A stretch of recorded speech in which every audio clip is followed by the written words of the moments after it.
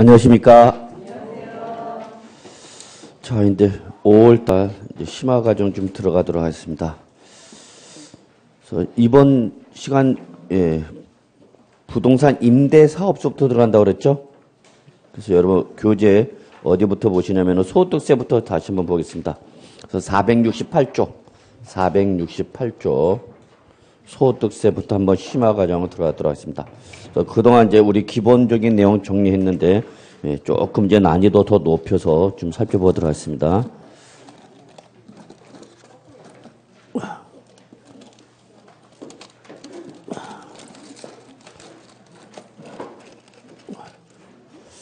자, 그래서, 첫 진도가 앞에 조세 충don인데, 조세 충don보다는 국세 쪽에서 좀 시간을 좀 많이 확보해야 됩니다. 네, 어려운 내용이 많기 때문에. 그래서 좀, 지난번에 말씀드렸죠? 국세부터 먼저 나가겠습니다, 다시. 자, 그래서 468조 가죠. 저, 소득세가 있습니다, 소득세. 자, 이미 말씀드렸던 것처럼, 우리 기본적인 내용 빨리 확인만 하고요. 자, 소득세는 일단은 누구를 납세의무자로 한다고 했죠, 여러분? 개인을 납세의무자로 합니다 그랬죠? 이것이 취득세, 등록면허세, 재산세, 종합부동산세와는 다른 점이다. 즉 취득세, 등록면허세, 재산세, 종합부동산세는 개인, 법인, 단체를 구분하고 구분하지 않고 구분하지 아니하고 다 납세의무가 있는데 소득세는 대전제 조건이 누구한테만 과세한다고 여러분? 개인한테만 부과한다. 개인이 아니라 법인이다. 그러면 뭘로 과세하냐면 법인세로 과세합니다 그랬죠? 자, 그 다음에 이때에 이 개인의 소득을 과세 대상으로 합니다. 그랬죠. 이때 우리 소득세법에서 말하는 소득에 대한 개념을 정확히 알아두십시오라고 말씀했죠. 그래서 소득이라는 것은 우리 소득세는 기간세. 그래서 매년 언제부터? 1월 1일부터 12월 31일 몇 년 동안? 1년 동안이죠. 그래서 소득세는 기간 단위로 과세한다. 또 쓰는 거 아니야? 지난번에 쓴 거야? 예. 그래서 1월 1일부터 12월 30일 동안에 발생한 무슨 금액에서? 총수익 금액에서 요거를 뭐 한 거예요, 여러분? 뺀 거. 필요 경비를 뭐 한 거죠? 뺀 것을 말한다라는 걸 꼭 좀 기억해 두시기 바랍니다.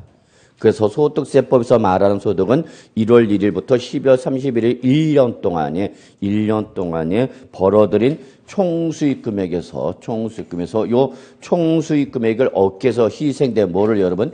필요 경비를 뺀 것을 말한다. 그러면 여러분이 공인중개사가 되셔서 중개를 함으로써 중개 수수료가 들어오면 요게 뭐가 되는 거고 여러분? 총수익 금액이 되는 거죠. 주된 영업활동으로 인해서 들어온 금액. 여기다가 그 공인중개사업을 유지하기 위해서 여러분 자가사업장일 수도 있고 타인 사업장, 임차 사업장도 있을 텐데 임차 사업장일 때 뭐가 나가죠 여러분? 임차료 나가겠죠? 거기다 각종 공과금, 전기요금, 수도요금 이런 공과금 나가는 필요 경비를 뺀 금액이 바로 뭐가 되는가 여러분? 총수익 금액이죠. 그래서 총수익 금액이 필요 경비보다 크다. 들어온 돈은 100인데 나간 돈은 80이다. 그럼 얼마 이익이 발생해서 20. 이게 과세 대상 소득이다 그런 얘기죠. 근데 거꾸로 총수익 금액은 100이 들어왔는데 비용은 120이 들어갔다.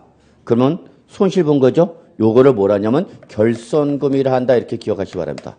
뭐라 그런다고요? 결손금. 그래서 결손금은 과세 표준이 마이너스가 나오는 걸 말하는 건데 자, 어쨌거나 우리가 공인중개사 하면 돈 많이 벌어야죠. 그래서 총수익 금액에서 필요 경비를 뺀 금액을 말한다는 건데 이때에 요 소득세법상 소득은 다시 과세 방식에 따라서 성격이 비슷한 것은 합산 과세하고 성격이 다른 것은 따로 구분해서 과세하는 분류 과세 이렇게 두 가지로 구분합니다 그랬어요.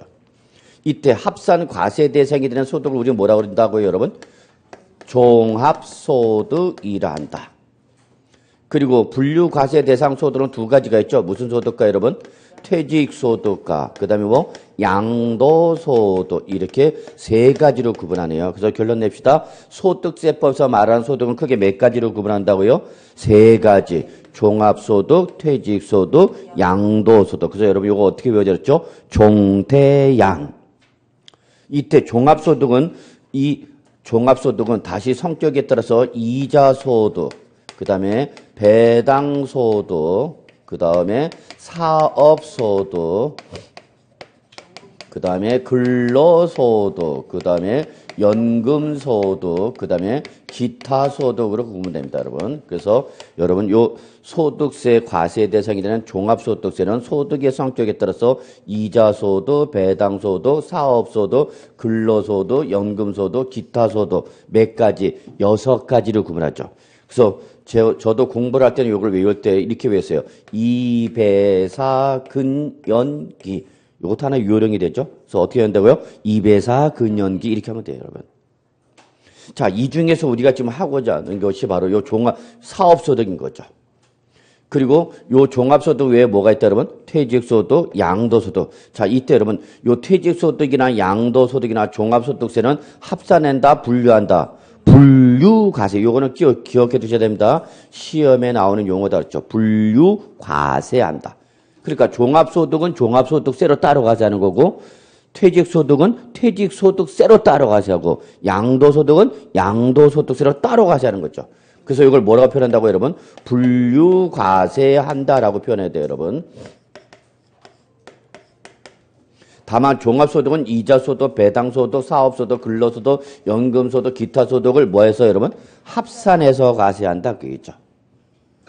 자, 이 중에서 우리 시험 범위에 해당하는 것이 요 사업소득 중에서 부동산과 관련된 것만, 부동산과 관련된 거. 그래서 부동산과 관련된 사업소득은 2가지로 구분할 수 있습니다, 그랬어요. 그래서 부동산 매매업 또는 뭐 주택 신축 판매업 요런 것이 있네요, 여러분. 그래서 요 부동산 매매업이나 주택 신축 판매업에 관련된 것이 있고, 부동산 뭐가 있죠, 여러분? 임대업과 관련된 소득. 크게 2가지로 구분할 수 있는데, 우리 공인중개사 시험범위에 나와서 요 부동산 임대 사업 소득이 주로 시험에 나오는 거죠. 그래서 여기서 한 문제 정도 나올 수 있다라고 보시면 되겠고요. 요 부동산 매매업과 관련된 내용은 여러분 28년 동안 공인중개사 시험을 보는 과정에서 딱 시험에 나온 건 2번밖에 없어요. 몇 번밖에 없다고요? 2번. 그러니까 뭐 거의 안 나온다라고 보셔도 큰 무리는 없을 것 같아요. 일단 이런 거는 버리고 부동산 임대업은 한 문제 정도 나올 수 있다 보시고, 부동산 임대업에서 한 문제가 나오면 양도소득세 몇 문제? 5문제. 얘가 안 나오면은 양도소득세가 6문제 나온다라고 보시면 될 것 같아요.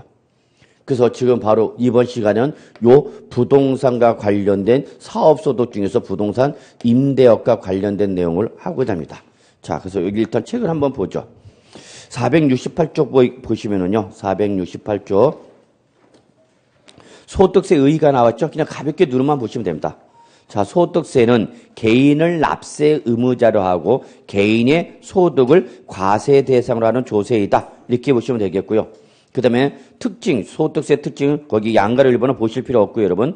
예, 그 다음에 양가로 2번, 예, 종합과세. 예, 그래서 우리 종합소득세가 바로 요 종합과세 대상이 되는 소득이다. 그래서 여러분, 종합소득세는 거기 이자, 배당, 사업, 근로, 연금, 기타 소득 나와있죠, 여러분. 그 다음에 2번, 체킹, 별표 하나, 분류과세. 요거는 꼭 기억해야 되는 용어죠. 그래서 퇴직소득과 양도소득은 종합소득이나 다른 소득과 합산하고 합산하지 않고, 합산하지 않고 각각 별도로 구분해서 분류과세한다. 용어 익숙해야 돼요, 여러분. 분류. 그 다음에 분류과세 비슷한 게 뭐가 있냐면 여러분, 분리과세가 있습니다, 여러분. 분리과세. 자, 분리과세라는 것은 종합과세 대상이라는 이자소득 등에 해당이 한다더라도, 이자소득, 배당소득, 사업소득 여기에 해당한더라도 소득금액이나 수익금액을 지급할 때 그 소득세를 원천 징수하고 종합과세에서 제외하는 걸 바로 뭐라냐면 분리과세랍니다. 그래서 거기 써져 있네요. 소득이 지급될 때 소득세를 뭐함으로써 원천 징수하여 종합과세에서 제외하여 분리하여서 과세한다. 이렇게 보시면 되겠어요. 그 다음에 쭉 넘어갑니다. 다른 거 볼 필요 없고요. 넘어갑니다. 자, 470쪽이죠. 자, 과세기간 나와 있죠, 여러분. 소득세 과세기간은 매년 언제부터 여러분? 1월 1일부터 12월 31일. 몇 년 단위로 과세 여러분? 1년 단위. 그래서 이거는 영년주의 과세랍니다. 그냥 달력에 의해서 1월 1일부터 요이 땅 해갖고 12월 31일 종칠 때까지가 바로 1과세기간이다라는 것만 보시면 됩니다. 물론 거기 예외가 있는데 예외는 뭐 시험에 나올 만한 성격은 아니고요. 연도 중에 사망했다. 그러면 그때는 1월 1일부터 사망한 날까지다. 뭐 이런 거 있는데 그냥 누르면 보시고요. 납세지 한번 봐요. 여기 한번 시험에 나온 적 있어요. 자, 납세지는 납세 의무를 이행하는 장소를 말하는데요. 자, 거주자일 때는 납세지가 어디냐? 밑줄 주소지죠. 대원칙. 주소지. 다만 주소지가 없을 때는 어디로 간다? 거소지. 근데 비거주자가 시험에 나왔어요. 비거주자가. 그럼 비거주자는 국내 주소가 있는 사람이 없는 사람이야? 없는 사람이죠. 그러니까 주소지를 못하니까 이때는 원칙 국내 사업장 소재지. 2번 국내 사업장이 없으면 어떻게 할 거냐? 그때는 국내 원천 소득 발생 장소. 밑줄만 치세요. 그래서 누르면 한번 보시고요. 예, 시험에 나왔는데 얘는 반복해서 출제될 만한 내용은 아니니까 그냥 가볍게 눈으로만 확인하시면 될 것 같아요, 여러분. 그 다음에 이제 우리 곧바로 여러분 471쪽 하겠습니다. 부동산 임대소득 합시다. 부동산 임대소득. 자, 눈으로만 확인합시다. 부동산 임대소득이란 부동산 등의 자, 동그라미 이게 제일 중요한 말이랬죠. 뭐 대여. 여기다 시뻘겋게. 그래서 부동산 등을 대여. 이게 가장 중요한 키워드 여러분. 취득세는 취득, 등록면허세는 등기 등록, 재산세와 종부세는 소유, 양도소득세는 양도. 반면에 부동산 임대사업소득은 뭐 여러분? 대여함으로써 발생 소득이죠.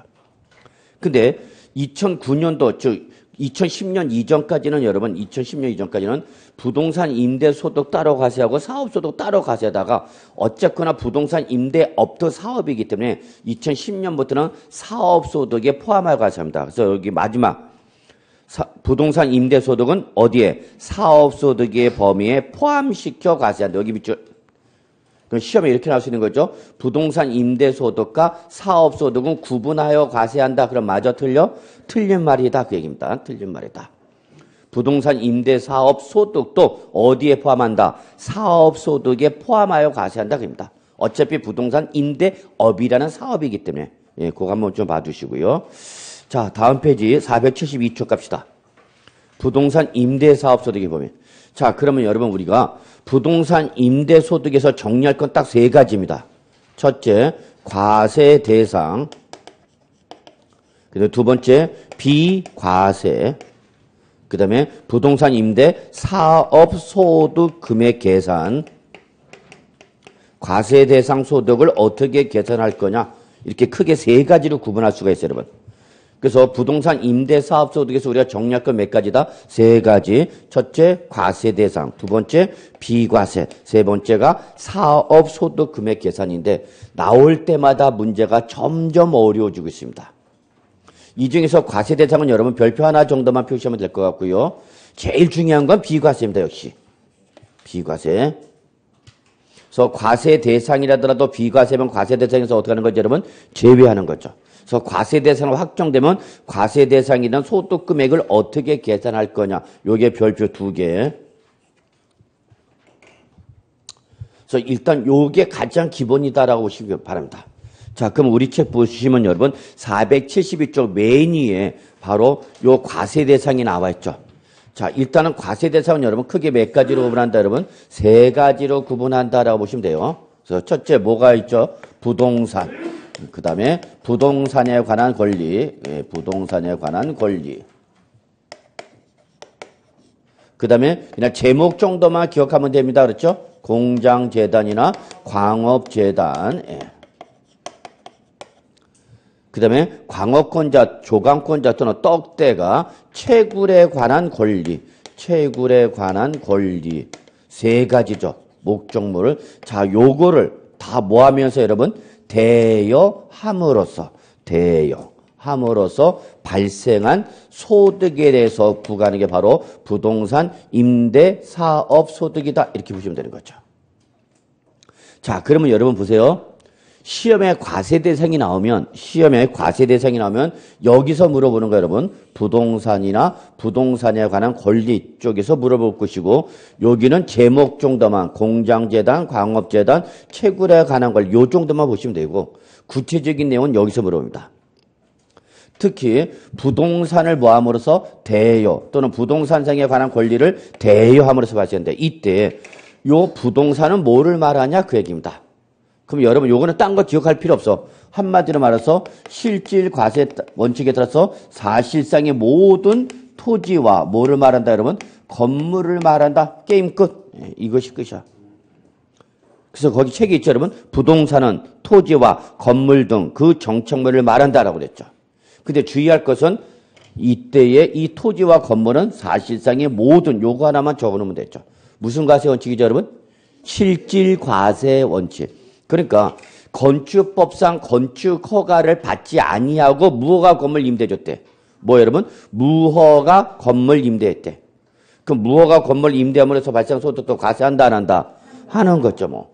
또 지적공부에 지목이 등재되지 않은 토지를 임대줘 갖고 소득이 발생했다. 과세한다 안 한다? 한다. 그래서 이거는 시비 걸 게 없어 출제원이.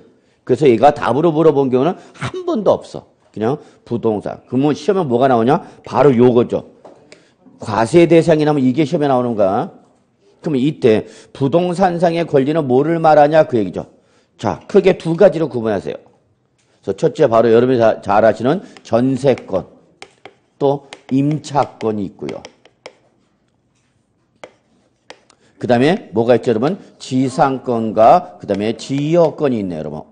이거 여러분이 좋아하는 과목, 민법에서 보셨던 거죠. 주정 과목이죠. 민법 하면 뭐 하늘을 뚫을 기세죠. 그래서 지상권, 지역권, 전세권, 민법에서 배우셨던 뭐죠, 여러분? 용익물권, 특정 부동산을 사용, 수익할 수 있는 권리죠. 반면에 물권이 아니라 채권이 뭐가 있는 거죠, 여러분? 임차권이 있죠, 임차권. 그래서 결론은 이러한 지상, 전세권과 임차권인데, 자, 중요한 건 요거죠. 지상권과 지역권, 요걸 잘 보셔야 되는 거죠. 요게 올해 개정됐으니까. 자, 그러면 이때 요 지상권과 지역권을 설정하거나 대여함으로써 발생한 소득은 뭐로 과세할 거냐? 요때는 하나 더 따져야 됐죠. 올해 개정돼서 요 지상권과 지역권은 공익사업과 관련이 된 거냐, 관련이 없느냐로 확인하셔서요. 공익사업과 관련이 없는 일정, 그냥 사적 계약에 의한 개인 간의 계약에 의한 경우일 때는 어디로 가는 거고, 요게 부동산 임대사업소 들어가는 거고요. 부동산 임대사업소 들어가는 거고. 요게 공익사업과 관련됐을 때는 부동산 임대사업소득이 아니라 어디로 가냐면 기타 소득으로 갑니다. 그랬죠. 요거 꼭 구분하셔야 됩니다. 이게 제일 중요한 거예요, 여러분. 그래서 순간적으로 공익사업과 관련된 게 부동산 임대사업소득인지 또는 기타 소득인지 순간적으로 헷갈릴 때가 있어. 그럴 때는 공익사업과 관련된 지상권과 지역권은 기타 소득. 그래서 어떻게 외우냐? 공기 이렇게 하는 것도 하나 요령일 것 같아요. 그러면 순간적으로 헷갈려도 충분히 찾지 않을까 됩니다. 그래서 공익사업과 관련된 것은 어디로 간다고요? 기타 소득, 공기. 그래서 그러면 좀 덜 헷갈리지. 요거 꼭 체크해 주시기 바랍니다. 요거. 자, 그래서 여러분 거기 책 한번 같이 볼까요? 동그라미 1번. 부동산은 토지와 건물 등의 그 정착물을 말하며 부동산상의 권리는 전세권, 임차권 또는 뭐 지상권, 지역권 등을 말한다 그랬죠. 다만 여기 갑시다. 밑줄. 공익사업을 위한 토지 등의 취득 및 보상에 관한 범죄에 따른 자 밑줄 공익사업과 관련한 지상권과 지역권일 때는 이때는 어디로 간다 여러분? 제외한다. 어디서 제외한다고? 부동산 임대사업소득에서 제외하여 얘는 어디로 가라고 여러분? 기타 소득으로 간다. 이거 꼭 체크해 두시기 바랍니다. 이게 제일 중요합니다, 여러분. 과세 대상은 얘가 제일 중요하다는 거 다시 한번 강조하고요. 자, 거기 동그라미 2번. 대여란 물건이나 권리를 사용 또는 수익하게 하고 그 대가를 받는 걸 말한다라고 그랬죠. 이때에 여기 시험 보면 여러분 474쪽 좀만 보실래요, 여러분? 474쪽. 474쪽에 오시면 통칙 나와 있습니다. 1, 2, 3, 4 박스 안에 있죠, 여러분? 거기서 1, 2, 3 묶으시고요. 4번은 시험에 나오기는 조금 그렇고요. 1번, 2번, 3번은 실제 시험에 나왔던 것들입니다. 나왔던 주문들이에요, 여러분.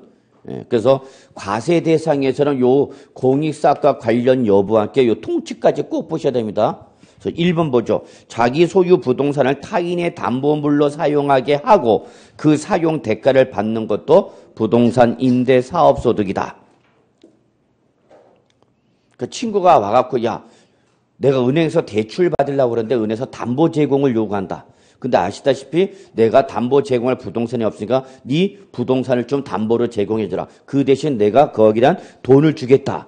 그러면 그것도 과세 대상이다는 얘기죠. 그러나 그거 받다가 내 부동산이 날아가는 수도 있다라는 거 잊지 마시고요. 예.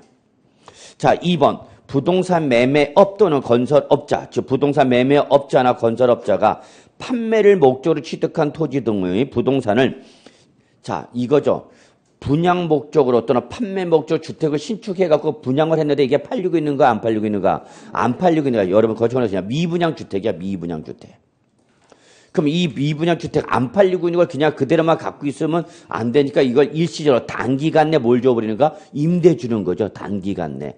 미분양된 아파트 등을 단기간 내에 임대를 줬을 때에 거기서 일시적으로 대여하고 얻은 소득, 요것도 과세한다 안 한다? 한다, 그 얘기죠 뭐. 그 다음에 3번. 여러분 자주 보시죠. 여러분. 큰 고층 빌딩에, 여기 천호역 고층 빌딩에 보면 큰 건물 위에 간판 서져 있죠 여러분. 예. 그래서 건물 위에 이렇게 큰 간판을 해놓고 무슨 은행 그래갖고 뭐 KB은행 그래갖고 막 동서남북으로 사각형으로 해서 다 설치해놨죠. 그러면 타인의 건물 위에다가 이렇게 간판 설치했으니까 당연히 이 사용에 대한 요금을 내야 되겠죠. 이 과세 대상이다 이죠.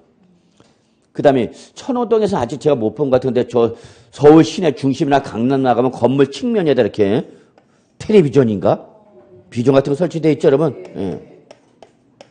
그래서 여기서 광고 때리고 뉴스도 막 나오고 그러면 건물 측면을 사용하게 되면 당연히 여기에 대한 사용료를 내야 돼, 안 내야 돼? 내야 되죠. 그건 것도 과세 대상이다. 그 얘기예요, 여러분.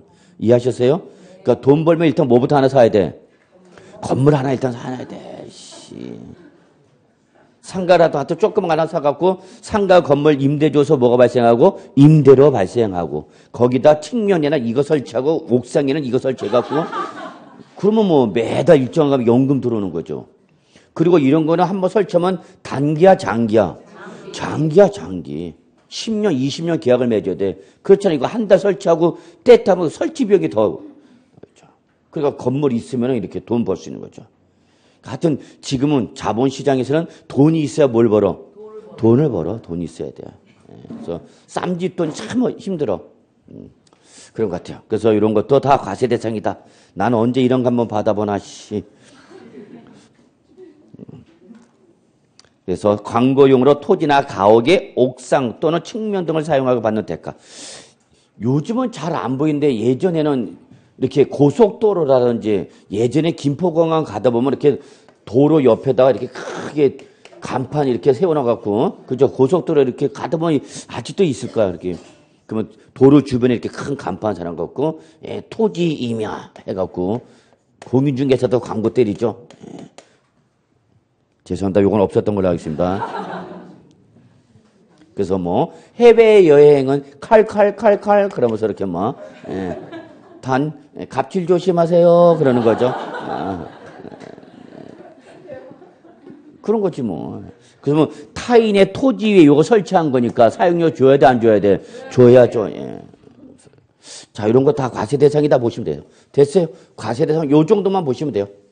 과세 대상은 여기하고 통치까지 보셔야 됩니다. 여러분 1번, 2번, 3번. 자 이제 비과세 갑시다. 비과세.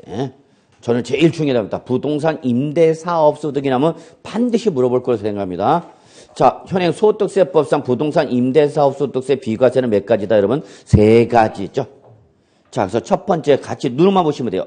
전답, 논밭이죠. 전답을 작물 생산에 이용하게 함으로써 발생하는 소득은 적으세요. 지방소득세라고 과세합니다. 지방소득세.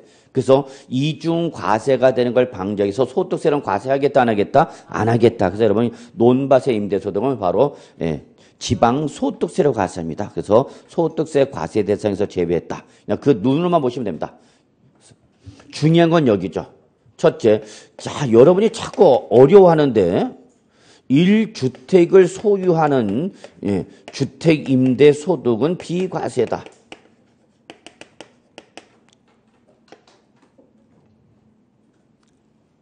자, 여기서 자꾸 놓치는 게 여러분 요거야. 주택을 몇 개 갖고 있는데 하나 갖고 있는 거야. 1주택의 임대가 아니야. 1주택의 임대가 아니라 1주택을 소유하는 자가 그 주택을 뭐 해갖고 임대해서 소득이 발생하면 그건 과세하겠다 안 하겠다? 안 하겠다냐. 주택 하나 갖고 있는데 자기가 거기 거주를 하고 못하고 임대 줬다고. 그럼 난 딴 데 가서 뭐 해야 돼? 임차 살아야 되겠죠. 갖고 있는 걸 임대 주시니까 난 딴 데 가서 임차 줘야 될 거 아니야. 임차로 내기 싫으면 어떻게 하면 되는가? 서울역 가면 돼. 예, 그 서울역 있는 분들은 다 거기 1주택 소유자들이야. 예, 그걸 임대 주고 임대 주니까 따로 살 데가 없으면 서울역 가서 잠시 사용하고 있는 거예요, 여러분. 우습게 보면 안 돼요. 그러니까 주택 하나를 갖고 있는데 그걸 내가 임대를 못하고, 거주를 못하고 임대 주고 난 딴 데 가서 임차로 사니까 임대로 받은 걸 갖고 내가 뭐 내? 임차로 내는 거죠. 그러니까 받아서 내는 거와 똑같으니까 과세하겠다, 안 하겠다? 안 하겠다, 그 얘기죠. 자, 그럼 요걸 사례로 봅시다. 자, 갑씨가 A주택 하나를 가지고 있는데, 그거를 자기가 거주를 못하고 이걸 뭘 줬다고 여러분? 임대. 그래서 월세 받았다. 그러면 이거 과세를 한다, 안 한다? 안 한다. 비과세다고, 비과세. 요건 아시겠죠? 자, 그러면 이제 을씨는 B주택과 C주택 두 개를 갖고 있으면서 하나 B주택에서는 가족이 살고 있고 거주하고 있고 C주택은 뭘 줬어요, 여러분? 임대 줬어. 그럼 요 C주택이 임대료나 월세에 대해서 과세야, 비과세야? 과세. 이거는 과세란 얘기예요, 여러분. 왜 과세죠, 여러분? 얘는 1주택 임대가 아니라 2주택을 소유했기 때문에 그런 거죠, 2주택. 그래서 여기서 주의할 것은 1주택을 소유하는 자가 그 주택을 거주를 못하고 임대 줬을 때에 그거에 대해서는 과세를 한다, 안 한다? 안 한다. 근데 여러분, 항상 요 1주택의 소유가 나올 때는 반드시 여기까지 꼭 정리하라고 그랬죠. 배제 규정을 잘 보셔야죠. 단 이 주택이 주택 하나 갖고 있는 이 주택이 첫째 무슨 주택이다고 여러분? 고가주택이죠. 절대 놓치면 안 되죠. 고가주택에 해당하거나 또는 가액과는 관계가 없이 어디에 소지하면 그 외에 소지하는 주택은 얼마짜리냐를 묻고 묻지 않고 무조건 과세라는 얘기죠. 그러면 여기서 고가주택에 대한 정확한 정의를 알아두셔야 되겠죠. 자, 소득세는 무슨 세라고 여러분? 기간세. 언제부터? 1월 1일부터 12월 31년을 과세한다고 그랬죠? 1년 단위로 왔어요. 그래서 이때 고가주택 판단할 때는 어느 현재로 따진다 여러분? 기본적으로 과세기간 종료일로 판단하는 거죠. 과세기간 종료일. 책이 있어? 네, 그래서 과세기간 종료일 기준하는 거죠. 그럼 과세기간 종료 저거 언제야? 12월 31일이죠. 그럼 요걸 출제를 살짝 또 요거를 과세기간 개실 이렇게 말을 바꿀 수도 있어. 스키가 아주 흉측한 놈들이에요. 진짜 요즘 너무 흉측해 애들이. 과세기간 종료일이라 그러니까 과세기간 종료는 언제고 여러분? 12월 31일. 근데 요걸 출제 살짝 과세기간 개실 그럼 언제가 되는가? 1월 1일. 아니야. 과세기간 종료일. 또는 당해 연도 중에 임대하던 부동산을 양도할 수도 있죠. 그럼 그때는 어느 날 현재야? 양도일 현재. 예. 그래서 요거는 예외고 기본적으로는 과세기간 종료일 현재 시점으로 따진다는 거죠. 시점이 언제야? 과세기간 종료일 현재죠. 이런 거 시험에 나와. 최근에 계속 나오고 있죠. 그래서 과세기간 종료 현재 주택의 자, 뭐를 가지고 따진다 여러분? 기준시가를 가지고 자, 고가 그러면 얼마죠 여러분? 우리 9억 초과죠. 이거 우리 어디서 봤죠 여러분? 9억 원 초과? 양도소득세에서 봤었죠. 그래서 1세대 1주택 2년 이상 보유하고 양도했다? 그렇다더라도 그 양도한 주택이 무슨 주택이면? 고가주택이면 비과세 해줘 안 해줘? 안 해주죠. 예. 그러면 양도소득세에서 고가주택이나 부동산 임대사업소득에서 고가주택은 다 얼마를 말한다? 9억 초과죠. 그런데 지금 양도소득세는 무슨 가액 기준인데? 실가죠. 양도소득세는 양도라는 거래가 이루어졌기 때문에 무슨 가액 기준인데? 실지거래가액으로 9억 초과인데 지금 부동산 임대사업소득은 양도가 아니라 뭐니까? 보유죠. 보유. 그러니까 거래가 일어나지가 않을 수도 있죠. 끝까지 갖고 있으면은 12월 말까지요. 그러니까 이때는 뭘로 갖고 간다 여러분? 기준시가로 가지고 따질 거죠. 기준시가. 요게 다른 거예요 여러분. 그러니까 이런 걸 명쾌하게 구분해야만 나중에 여러분 시험에서 안 당한단 말이에요. 이런 걸 명쾌하게 구분을 못하면 이제 시험에서 말장난에 넘어가는 거야. 이놈 같기도 하고 저놈 같기도 하고. 우리 집 아저씨인지 남의 집 아저씨 구분할 줄 알죠? 네. 수많은 남자 속에도 우리 집 아저씨는 찾는다 못 찾는다? 안 찾죠? 굳이 뭘 또 차지할 이유는 없죠. 자, 다시 한번 요런가 여러분, 그러니까 어떤 분이 이래, 야 별것도 아닌 것 같고 저렇게 강조하냐라고 하는 분들 계셔요. 그 초딩 중딩도 아는 것 같고 왜 입에 거품 물고 저러냐 쟤는. 아니야, 그 초딩 중딩도 아는 걸 왜 넌 틀리냐 그러죠. 이게 몰라서 틀리는 게 아니라 순간적으로 말장난을 구분을 못해서 틀리기 때문에 제가 강조를 하기 위해서 그러는 거죠. 그러니까 포인트를 잡아드리는 거예요, 여러분. 이런 걸 갖고 고칠 수 있으니까 주의하십시오라고 말씀을 드린 거예요. 제발 좀 곡해 좀 하지 마시고요.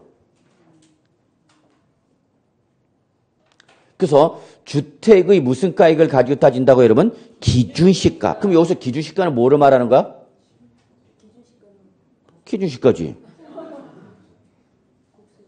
기준시가는 뭐야? 자, 주택은 항상 매년 정부가 가액을 조사해서 공시한다고 그랬죠? 바로 이 공시된 가격이죠. 공시된 가액.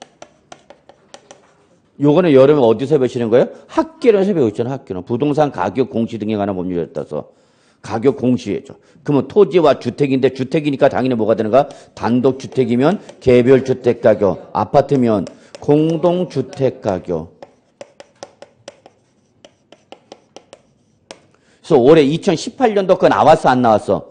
공시됐죠? 4월 말일자 나왔잖아. 4월 말일자로.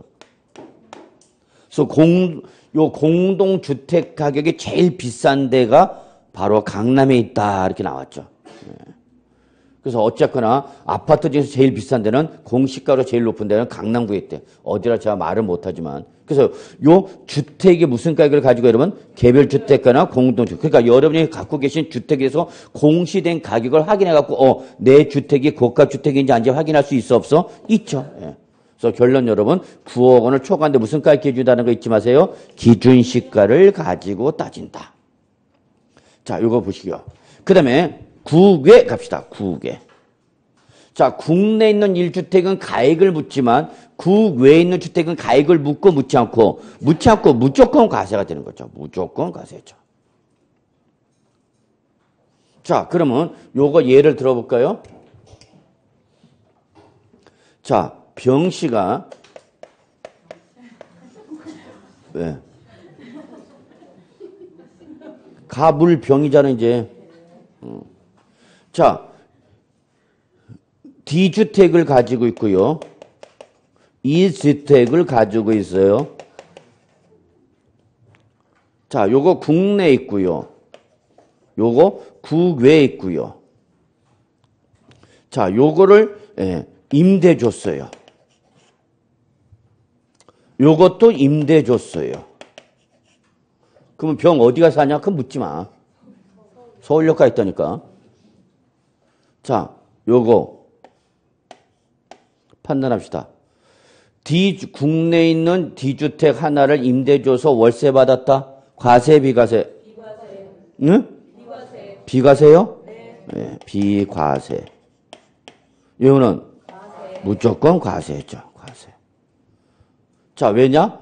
1주택은 어디 있는 것만 가지고 따지는가? 국내에 주택이 하나면 된다. 그 얘기죠, 여러분. 이해하셨나요, 여러분? 네. 자, 그런데 이 D주택이 공시가격이 기준시가가 10억 원이다 라고 나왔네요. 그러면 다시 뭐야, 여러분? 과세가 돼야 되는 거죠. 과세. 그래서 과세를 하려고 봤더니 얘가 전세금만 받았다. 과세, 비과세. 전세를 받았대. 전세금 받았대. 그럼 전세금은 과세 대상이 소득이에요? 아니에요? 아니야. 전세금은 돌려줘야 되는 거야. 그러니까 이때는 과세를 못하죠. 그런데 뭘 받고? 보증금과 월세를 받았다. 그럼 항상 과세 대상 소득은 뭐랬죠, 여러분? 월세입니다. 그렇죠? 월세. 그래서 여기서 전세금이나 보증금을 받으면 이거는 임대업자의 소득이다 아니다? 아니죠. 왜냐면 얘는 전세 기간이나 임대차 기간이 종료가 되면 임치 목적물을 돌려받는 조건을 돌려줘야 되는 거죠. 임차인한테 돌려줘야 되는 거잖아. 그러니까 이건 임대업자 소득이다, 소득이 아니다. 소득이 아니야. 그러니까 결론에 그러면 과세 대상이 되는 부동산 임대 사업 소득은 뭐가 과세 대상인가? 월세야, 월세. 이걸 절대 놓치면 안 돼요. 자, 그 다음에 이주택 갑시다. 얘 어디에 있어, 여러분? 9개, 몇 개 있어? 하나. 그 과세야, 비과세야? 9개는 무조건 과세. 9개는 무조건 과세죠. 자, 잊지 마시기 바라겠습니다. 그래서 고가주택, 9개 주택. 그래서 정리할게요. 1주택을 갖고 있는데 그게 무슨 주택이면? 고가주택이면 비과세, 배제, 과세. 그래서 여기는 가액을 물어야 되는 거고 그 대신 구 외에 있는 주택은 가액과 관계없이 무조건 과세. 정리되셨나요, 여러분? 예. 자, 요거와 대응되는 게 바로 이제 요거죠. 소규모 주택 임대 소득이죠.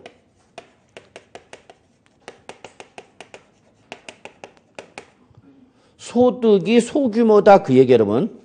주택이 소규모가 아니라 임대 소득이 소액이다 그 얘기죠. 소액. 그러면 요거를 1번, 2번, 3번 이렇게 붙여보면 특징을 좀 잡아놨죠. 2번은 무슨 규정이랬죠, 여러분? 영구적 비과세 규정인데 반해서 얘 3번은 뭐예요, 여러분? 한시적 비과세입니다라고 했죠. 한시적은 언제까지를 말한다, 여러분? 금년 2018년 12월 말까지 한해서만. 근데 내년에는 어떻게 될지 몰라요. 금년 이제 7월달, 6월달이나 7월달 되면은 이제 2019년도 세제 개편안이 나오겠죠. 어제도 뉴스에 나왔는데 기획재정부 장관에서 뉴스가 나왔죠. 기획재정부에서. 그래서 지금 정부의 입장 뭡니까, 여러분? 보유세를 올리겠다라는 게 기본적 입장이죠. 그래서 보유세를 올리고 거래세를 내리는 방향으로 조정해야겠다. 그래서 OECD 수준과 맞춰서 하겠다. 그래서 우리나라는 거래세가 높고 보유세가 낮다 보니까 거래는 활발하지 못하고 재산을 많이 갖고 있는 사람은 보유세는 적게 내고 있더라는 얘기야. 그래서 이걸 조정하겠다. 그래서 거래세는 낮추고 그래서 매매 거래를 원활하게 하고 그 대신 보유자일 때는 보유세를 높게 하겠다는 거죠. 이때 보유세에서 대표적인 지방세가 뭐가 있는 거고 여러분? 보유세인 지방세가 뭐야? 재산세. 보유세인 국세가 종합부동산세죠. 이때에 보유세인 재산세와 종부세 중에서 일단은 정부는 종합부동산세를 먼저 개편하겠다라고 나왔죠. 그게 이번 지금 7월 달경에 발표하겠다라고 나왔죠. 우린 뉴스 안 보죠. 네, 우린 부동산 취급 안 해. 네. 그래서 저는 이제 우리는 그게 큰 관심이죠. 과연 이번 7월 달에 발표될 때 종부세를 어떻게 할 거냐. 근데 종부세는 건드리겠지만 재산세는 못 건드리겠, 아직은 당장 건드리기 힘들다. 그러면 재산세와 종부세 차이점은 뭐라고 그랬죠, 여러분? 재산세는 재산세고, 종합부동산세지. 응? 재산세는 모든 재산 소유자가 낸다고 그랬죠? 그러니까 서민이니 서민이 아니니 관계없이 다 내는 거야. 무차별 과세야. 근데 종합부동산세는 누구만 낸다고 했어? 고액의 부동산세. 그러니까 타켓을 재산세를 올려버리면 이때는 재산이 많은 사람만 올라가는 게 아니라 재산이 없는 서민들도 올라가 버린단 말이야. 그러니까 힘든가 그거는. 근데 종부세는 누구만 타켓을 하는가?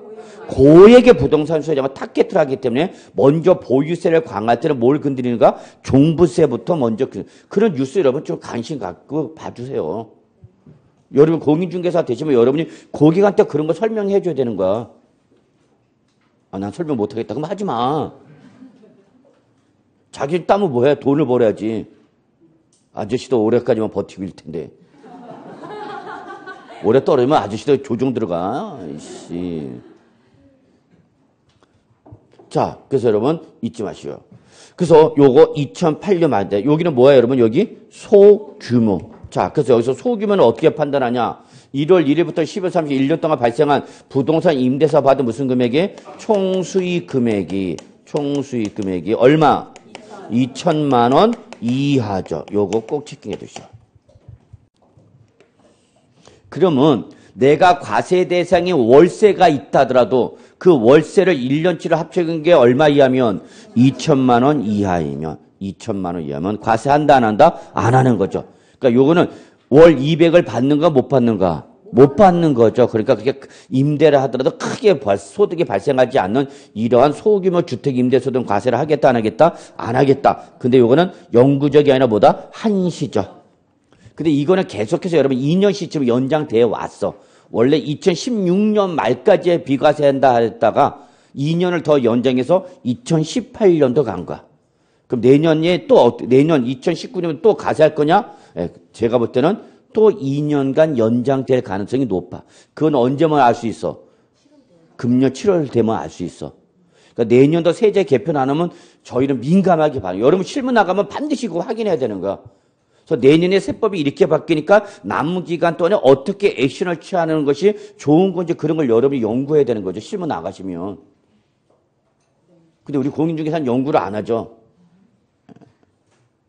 모니터만 쳐다보고 있죠.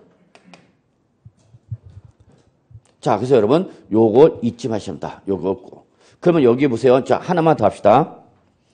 주택이 몇 개이기만 하면 하나이기만 하면 그 임대소득은 금액과 관계 이시 없이 비과세 무조건. 그래서 얘는 특징이 막 금액을 따져 안 따져? 안 따져. 금액 불문이죠. 그러면 거꾸로 얘는 월세를 받은 게 얼마 이하면 수익 금액이 얼마이면 2천만 원 이하면 얘는 주택수를 묻지 않아. 주택수를 묻지 않죠. 이게 특징이야. 내가 주택을 하나 가지고 그 임대를 줬는데 임대료가 얼마냐는 묻지 않고 뭐만 아니면 되는 거니까. 고가 주택만 아니면 얼마 받았냐는 묻지 않는다. 거꾸로 얼마 이하기만 하면 2천만 원 이하이기만 하면은 주택수와는 관계가 없다라는 걸 여러분 기억해 두셔야죠. 어제 저는 뉴스를 항상 봅니다. 경제 뉴스를 꼭 보는데 어제 이런 뉴스가 나오는데 재밌는 뉴스가 재미는 없다. 저한테만 재밌는데 1인 아파트가 많이 요즘 분양되고 있다. 인기가 높아지고 있다 그랬죠. 한 7평 정도? 네, 20 몇 제곱미터랬죠? 요즘 1인 아파트가 나온다 그랬죠. 그럼 그런 소규모 주택을 짭짤하게 보유함으로써 그래서 어제 그 뉴스가 나와. 1인 주택이니까 1인 아파트니까 분양할 때 누가 올 것 같이 생각했는데 젊은 사람들이 올 줄 알았는데 젊은 사람들은 보다는 중장년층이 많이 오더란 얘기야. 그래서 왜 그럴까 봤더니 무슨 목적으로? 임대 목적으로. 임대 목적으로 사갖고 그걸 이런 거 빠져나가는 거잖아. 여러분이 앞으로 공인중개사가 되시면 여러분이 바로 이런 얘기를 해 주셔야 되는 거야. 그 고객들한테 투자할 만한 사람을 잡아놓고. 그래야 돈을 벌지.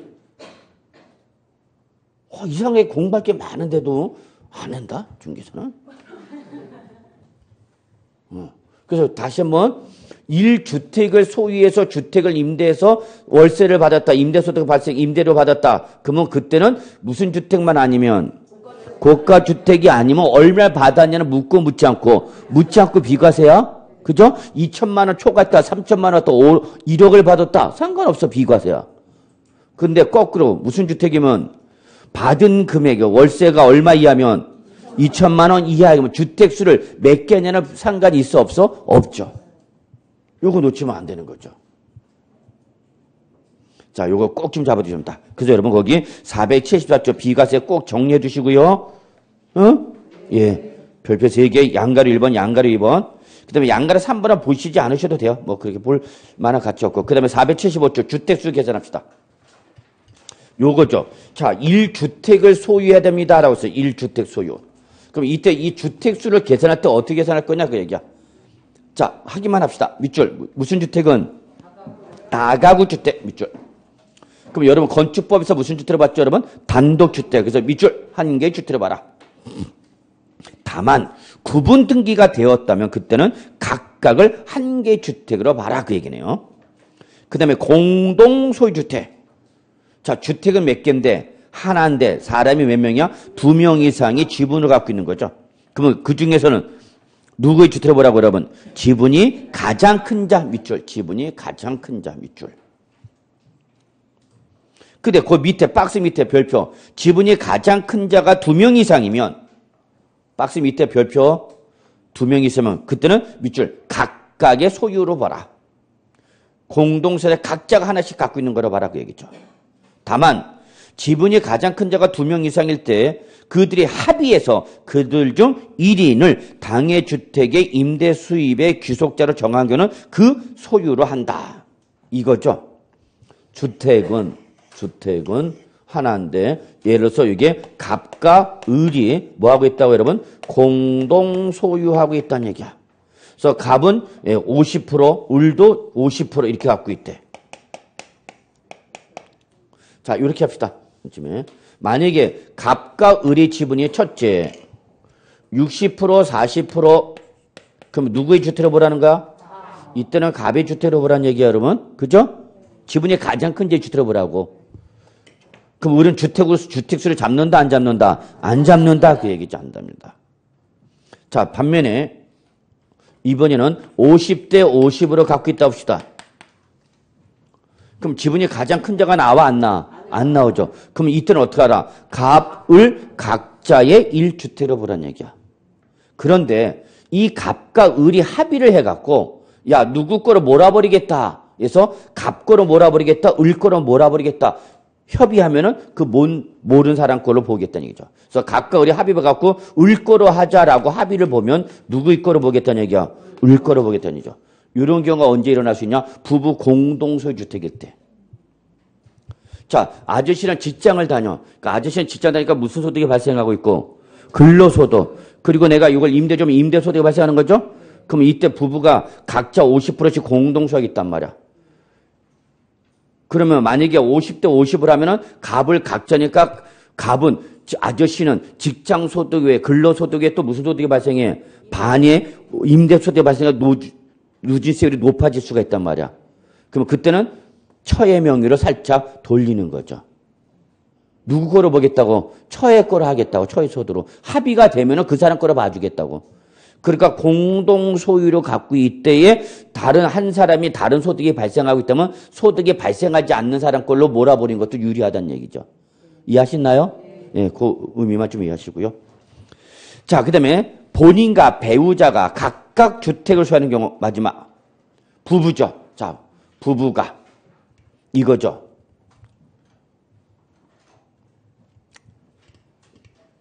자, 여기 부부 갑, 을이 있어. 갑을.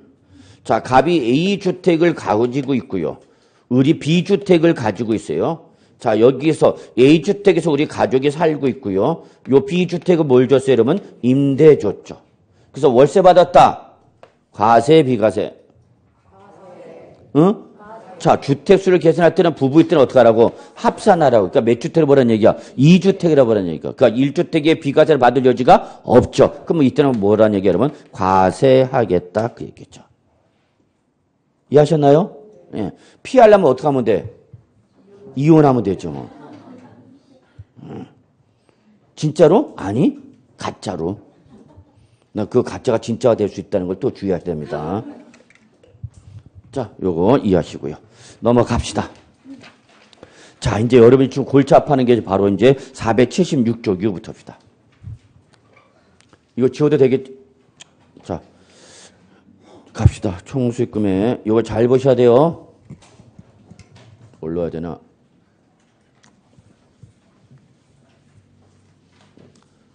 자, 이제 과세 대상인 과세 대상 확정됐어. 그러면 과세 대상을 어떻게 계산할 거냐? 이제 부동산 임대 사업소득 금액 계산해야 되는 거죠. 사업소득 금액. 자, 그러면 아까 말씀드렸던 것처럼 무슨 금액에서 여러분? 총수익 금액에서 뭐를 빼라고 여러분? 필요 경비죠. 근데 여기서 여러분 우리 세법에서 세법이 아니라 임대인 입장에서 총수익 금액은 건드려 못 건드려? 못 건드려요. 못 건드린다 보셔야 돼요. 자, 그 대신 뭐는 잡아야 되죠, 여러분? 필요금을 잡아야 돼, 안 잡아야 돼? 반드시 잡아야 돼, 나오면. 과대 계상하지 하지 안 해야 되겠지만 발생한 건 잡아야 돼, 안 잡아야 돼? 잡아야 되죠. 그래서 기본적으로 항상 세법에서 필요 경우는 뭐가 있어야 된다고 했어요, 여러분? 증빙 서류가 있어야 된다고 했어요, 증빙 서류가. 그리고 임대 사업자도 사업자이기 때문에 원칙적으로 뭐를 기장해야 되죠? 장부에 기장이 돼야 되는 게 원칙이죠. 다만 여기 이제 복식부기 장부냐 아니면 간편 장부냐 그는 이제 그 사람의 매출액의 규모에 따라 달라지는 거일 뿐이고. 그래서 시험에는 얘보다는 얘가 나오는 거죠. 시험에서는 뭐가 나온다고요? 총 수익 금액이 나오죠. 자, 이걸 꼭 보셔야 되는 거죠. 시험에서는 총 수익 금액이 나온다. 총 수익 금액 크게 네 가지. 뭐하고 여러분? 임대료. 임대료 뭐 생각하시면 돼요, 여러분? 월세라고요, 월세. 그러니까 월세를 받으면 그건 과세 대상이다는 얘기죠. 과세 대상이다. 월세. 그래서 시험에는 얘는 시비 걸 게 없어서 출전에 얘 갖고 시비 걸지는 않아요. 그럼 뭐가 있느냐? 간주 임대료가 있죠. 이게 제일 중요하죠. 시험에서는. 임대료고 여기는 뭐야 여러분? 간주. 임대료로 뭐 해서 간주해서 과세하겠다는 얘기죠. 이게 제일 중요한 거야.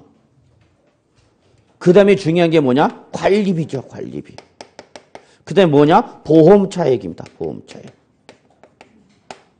네 가지죠. 책에 있어?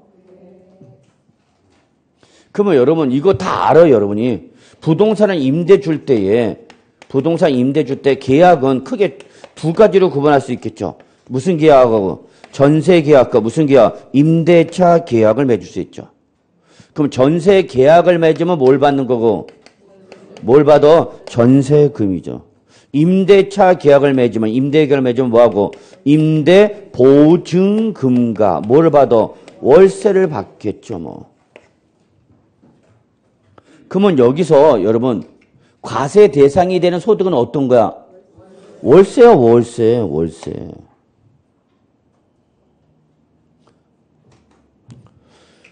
근데 월세를 받았는데 그게 주택이 몇 개면 1주택 소유자면 과세하는가 안 하는가? 안 하는 거죠. 근데 그 주택이 얼마 초과하면 9억을 초과하면 그때는 월세에 대해서 과세하는 거죠. 근데 이 주택이 어디 있으면 9개 얘는 무조건 과세죠. 이해하셨죠 여러분? 예. 또 월세를 받았어. 그런데 그게 얼마냐면 2천만 원 과세한다고 안 한다고? 안 한다고. 그래서 원칙은 얘만 과세가 되는 거야, 얘만. 그럼 얘만 과세를 하면 전세 계약을 맺은 사람은 전세금만 받으니까 과세 대상 소득이 나와 안 나? 안 나오죠. 그러니까 가끔가다 저한테 또 개인적으로 제발 쉬는 시간에 질문하지 마세요. 쉬는 시간에 개인 질문하면 받기가 힘들어요. 저도 이것저것 좀 확인해야 될 것도 있고 그런데. 그래서 어떤 분이 오셨어요. 교수님, 제가 지금 주택을 임대한 지 꽤 오래됐는데 여태까지 세금을 한 번도 안 내는데 재작년부터 세금을 내는다고 세무서에서 연락 온다고 그래. 그 왜 그런 거냐 물어봐. 모르지. 확인해봐야 알지 내가. 그 이제 물어봐야죠. 그동안 어떻게 했냐. 그동안 내가 전세 줬는데. 그런데요. 요즘은 전세금 받아갖고 운용할 때가 있어 없어? 없어. 은행에다 예금에다 저금리니까 이자가 거의 없죠. 그러니까 뭘로 돌리는가? 월세 돌리죠, 월세. 전세했던 걸 뭘로 돌리면 월세, 그러면 월세 잡힌단 말이야. 그 다음에 이때 전세, 임대를 하더라도 뭘 받죠, 여러분? 보증금. 그럼 아시다시피 전세금과 임대보증금은, 보증금은 임대업체 소득이 아니야. 부채야, 부채. 잠시 맡아서 갖고 있는 거죠? 임대인이. 다 알잖아요. 이건 뭐 설명 안 해도 여러분. 이건 뭐 법률적으로도 민법에서 뭐 중개법에서 다 했던 거 아니야? 주정가 뭐. 자, 그러면 이때에 전세금이나 임대보증금은 전세기간, 임대차 기간을 끝내고 돌려줘야 되는 거죠? 그래서 과세 대상 소득이다 아니다? 아니야. 그런데 문제는 그러다 보니까 전세를 준 사람과 월세를 준 사람이 똑같은 부동산이라도 뭐에 따라서 계약 형태에서 과세 대상 소득이 달라지죠. 이해하시나요? 하나의 부동산이 하나의 내가 지금 주택 하나 갖고 있는데 이걸 전세 줬을 때는 과세 대상 소득이 없고 뭘 주면 월세를 받으면 과세 대상 소득이 발생하고 주택은 똑같은 놈인데 임대 조건에 따라 달라지잖아요. 그래서 과세 형평이 안 맞아져. 또 어떤 사람은 보증금을 많이 받으면은 월세가 어떻게 돼? 줄어들죠. 거꾸로 보증금을 많이 못 받은 사람은 월세를 어떻게 해? 올려. 그럼 얘는 또 과세 대상 소득 커지죠. 그러니까 너무 형평이 맞아져 안 맞아져? 안 맞아져. 이걸 어느 정도 형평을 맞추겠다. 그래서 요 전세금이나 보증금을 그러면 네가 받았으면은 최소 은행에다 예금하면 뭐가 발생할 테니까? 이자가 발생할 테니까 그 이자 상당액만큼을 뭐로 받은 걸로 보겠다? 월세로 받은 걸로 보아서 과세하겠다. 이게 바로 뭐예요, 여러분? 간주 임대료죠. 이해하셨죠? 자, 그러면 중요한 건 이거야. 주택이다. 주택을 임대하고 간주 임대를 받았다. 아니, 주택을 임대하고 전세금 보증금 받았다. 자, 그러면 여기는 잘 보셔야 돼요. 원칙. 과세를 한다, 안 한다? 안 한답니다. 안 한다. 주택에 대해서는 간주 임대를 계산하지 않겠다라는 겁니다, 지금. 그런데 예외적으로 모든 주택 임대 사업자한테 간주 임대를 과세를 하지 않으면 다주택 임대 사업자도 너무나 과세 혜택을 받게 되니까 비과세 혜택을 보니까 따져야죠. 몇 주택 이상, 요거 꼭 기억해 두셔야죠. 몇 주택 이상을 소유하면서 3주택 이상을 소유하면서 엔드 개념이에요, 여러분. 이 부호의 의미를 좀 캐치하셔야 되는데 부호를 안 봐.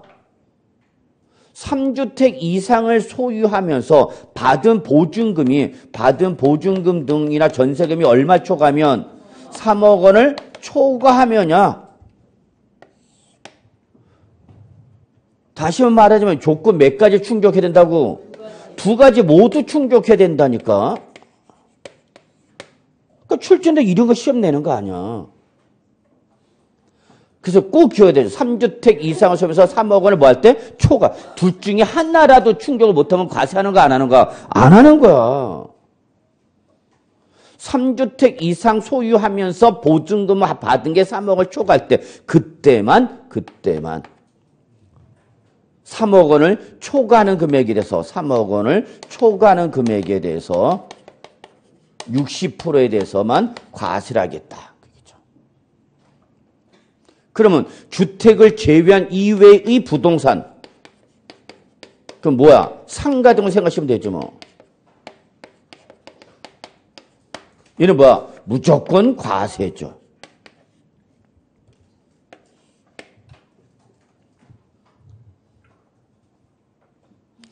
그러니까 지금 상가 쪽이냐 주택이냐 이걸 반드시 확인하셔야 됩니다. 다시 한번요. 간주 임대료가 나오면 그 임대 목적물이 주택인지 상가인지 확인하셔서 주택이다. 그럼 원칙 과세한다 안 한다? 안 하는데 예외적으로 누구만 3주택 이상을 소유하면서 받은 보증금이 3억 원을 초과하면 그래서 외우기도 좋잖아. 숫자 3,3하네. 뭐? 3,3하잖아. 사람이 3,3하잖아. 세법 선생 닮아고 3,3하네. 죄송합니다. 그런데 이게 뭐면 상가를 임대차 주고 보증금과 월세 받았다? 그러면 월세는 무조건 과세고 보증금도 과세한다 안 한다? 한다. 뭘 계산해서? 간주임대를 계산해서. 이해하셨죠? 자, 그런데 이때 주택수를 따질 때에 요거 놓치면 안 되죠. 1호 또는 1가구당 전용 면적을 기준했을 때 전용 면적이 얼마면서 60제곱미터 이하이면서 이런 것도 여러분이 나중에 실무 나가면 여러분이 잘 이용할 수 있어야 되는 거야. 이런 거. 전문가라는 걸 잊지 마시기 바랍니다. 그러면서 여기 기준시가는 역시 얼마 이하죠? 여기는 3억 원 이하는 주택수에 포함하라, 제외하라. 제외하라. 주택수 계산할 때는 잡아라, 잡지 마라. 잡지 마라고요. 그럼 여러분 조그만 주택들 여러 개 갖고 있을 때 3주택 여기 간주임대료 안 걸릴 수 있다는 얘기네. 이런 걸 여러분이 연구해갖고 임대업자한테 어떻게 하는 방안이 가장 세금을 줄일 수 있는 방법 이런 걸 여러분 제시해 줬어야 될 거죠. 그래서 이걸 외우셔야 되는 거죠, 이거. 근데 이게 한시적 규정이죠. 언제까지냐? 2018년 말까지만 주택수에 제외라. 근데 몰라, 이게. 또 내년부는 그러면 포함하냐? 제가 볼 때는 내년에도 또 연시 2년 정도 연장 가능하지 않을까. 자, 관리비 갑시다. 관리비 여러분 다 알잖아. 매달 내잖아. 그 낸 돈 관리비가 어디로 가는지는 알 수가 없어.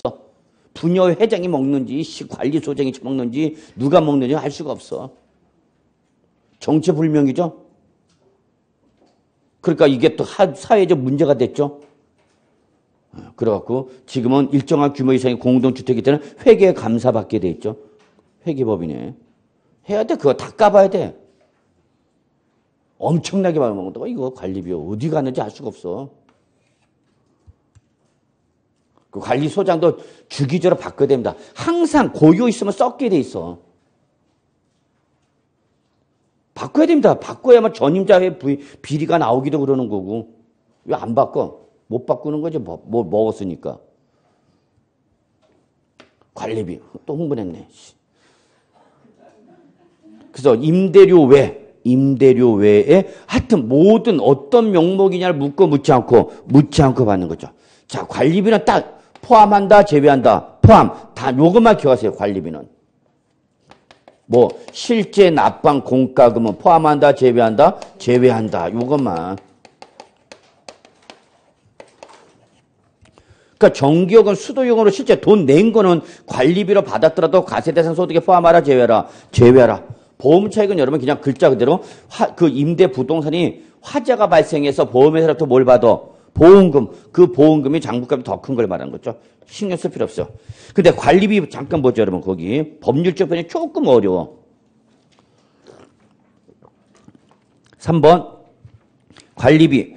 기업, 사업자가 부동산 임대하고 임대료 외에 유지비나 관리비 등의 명목으로 지급받는 금액. 이것도 과세 대상에 어떡하라?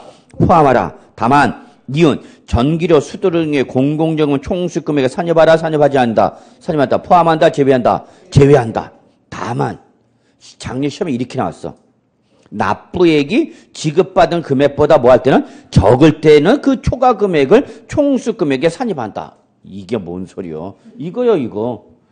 실제 납부한 공과금보다 더 많이 받은 건 포함하라고. 자, 거기 예를 들어서 밑줄. 납부액은 10만 원.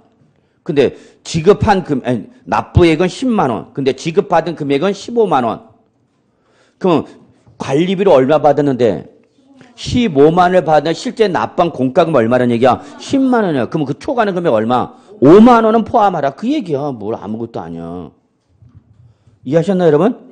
예. 그 다음에 마지막 거기 필요경비 나와 있죠? 필요경비는 다음 년 소득같이 예. 총수익 금액에 대응하는 비용, 밑줄. 총수익금에 대응하는 비용이죠. 그래서 일반적으로 용역되는 통상적인 것의 합격이다. 그래서 여기는 구체적인 범위는 나와 있지 않아. 이거는 사업자에 따라서 달라지기 때문에 그래요. 자, 그래서 일단 여기까지 하고 조금 쉬죠. 예, 좀 늦었네요. 시간이.